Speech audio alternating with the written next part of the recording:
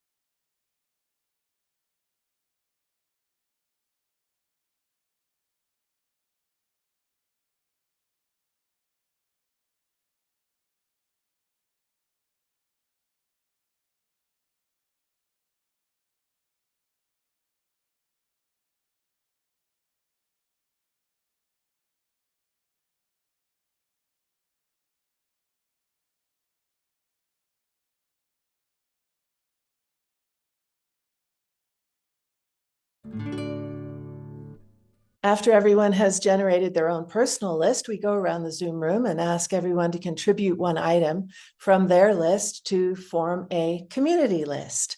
And that community list functions as a kind of collective imagination. It's lovely. It's a sort of extra inspiration of certain words and phrases that just might never really pop into your head, but now you can use them.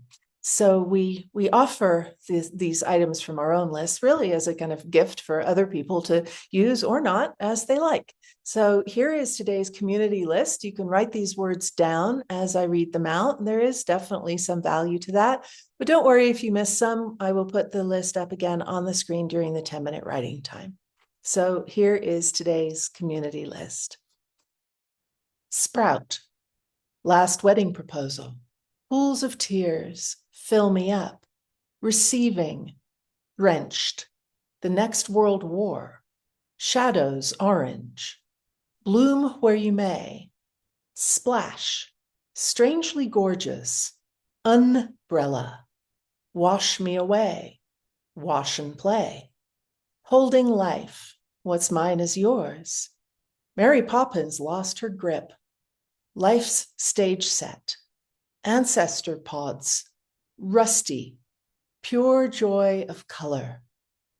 So you might have realized that wash me away and wash and play were actually the person who contributed that said wash me away, but somebody misheard it as wash and play. And a number of people are like, oh, great, I'm taking that. And I did too. So if you mishear a word, it doesn't matter because there's no way to get this wrong. These are just toys for you to play with. And if you mishear something and put something else on your list, that's absolutely great. Maybe it wasn't misheard at all. Maybe that was the toy that your imagination wanted to play with. So the way we look at this, the next thing up is the 10-minute writing time. We look at it as playing. It's low stakes. It doesn't matter. It doesn't really have to go anywhere. I call it throwaway writing. But there's a difference between not caring and keeping it low stakes. We care that we're doing this. We just don't really care that much. We're not attached to what comes out. Whatever comes out will come out, just like when you're playing. So you can use as many or as few of the words as you like. They're basically all toys for your imagination, and you might pick up a bunch and play with them, or you might just take one word and kind of go off on your own thing.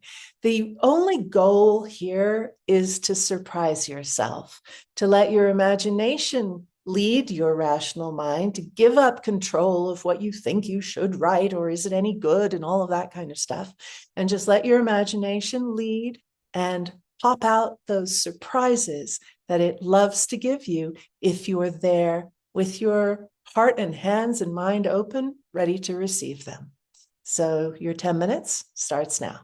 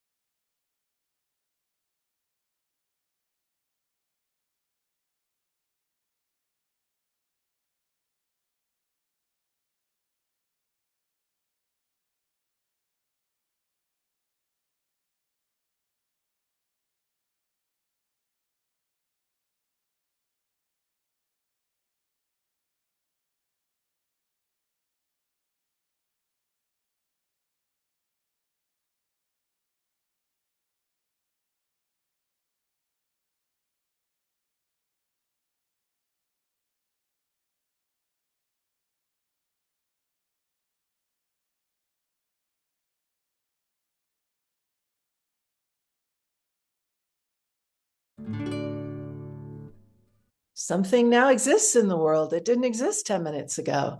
And yes, it was throwaway writing, but the point is you wrote, you made something. And in order to, what would be the word, to consolidate that, we're going to ask you to read it aloud. That's what we do on our Zoom. We break up into breakout rooms so that everybody can read to an appreciative audience of 5 or 6 other people, usually. And we know it's an appreciative audience because there is no point in criticizing something that was written in 10 minutes. It's absurd. So the only thing that's of interest in something that's written in 10 minutes is what pops, what has energy, what's surprising. And it's remarkable how there will always be something, sometimes more than one something, but there will always be some gem in these 10-minute pieces. So when you read your work aloud, you'll hear those gems. You might think it was kind of not that great when you were writing it, but when you read it aloud, it takes on a different life. There was one person in my breakout room today who said exactly that. She thought it wasn't really very good, but when she read it aloud, she realized that particularly the last line of what she wrote was an absolute stalker. You would have, people would write theses on this line if it was the last line of a poem.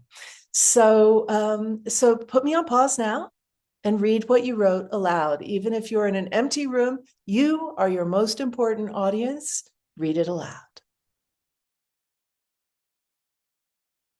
If you've never read your work aloud before, that may have been a slightly strange experience. You may not have even really liked the sound of your own voice that much.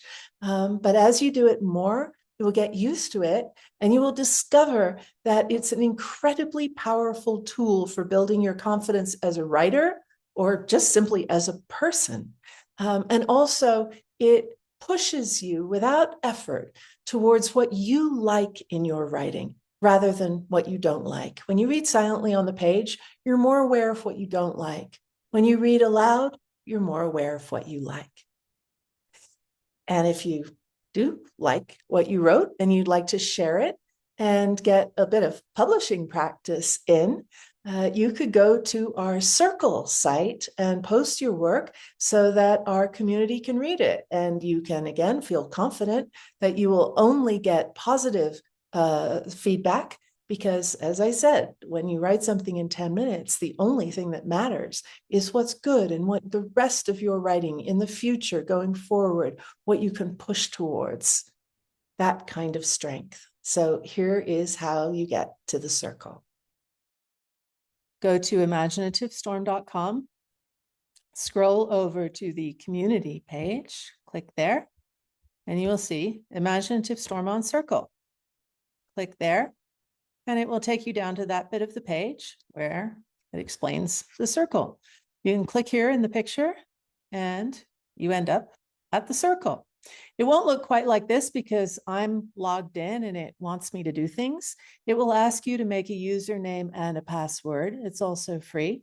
And once you've done that, go over here to this navigation on the left. You can explore the rest of it at some point if you like, but prompt of the week is where we're going.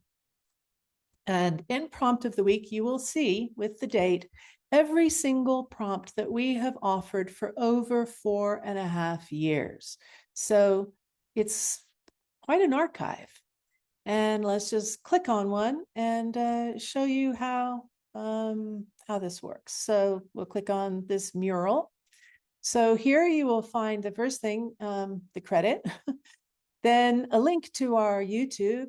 We create a YouTube video for each prompt where we do the timing for you. And then you'll find the Saturday words and the Thursday words, and then you will see what people have posted. And well, this was a week where nobody really replied very much, but you can like what people wrote and you can reply to what they wrote. And if you want, you can upload an audio or a video. See here, Kathleen has commented on Celia's. And you can, here Nave's also uploaded an audio. And then at the very bottom, you will see this, what are your thoughts? And that is where you type in what you wrote and you're done. And while you're at imaginativestorm.com, you might like to check out some of the other things we offer. Our flagship, highly praised book, Write What You Don't Know, is available as a paperback, as a PDF download, and also as an audio course and a video course. Both of those with myself and my creative collaborator, James Nave, taking you hand by the hand, really, step by step through the Write What You Don't Know writer training. We also have an online live course of Write What You Don't Know, which Nave facilitates. And the next one of those is beginning on January 20th, 2026. And we have in-person retreats as well. The next one is in Taos, New Mexico, the last week of April 2026, 4.5 days. And then we have a 3.5-day long weekend in La Veta, Colorado, Southern Colorado, easily accessible from Denver, Colorado Springs. And that is at the end of June.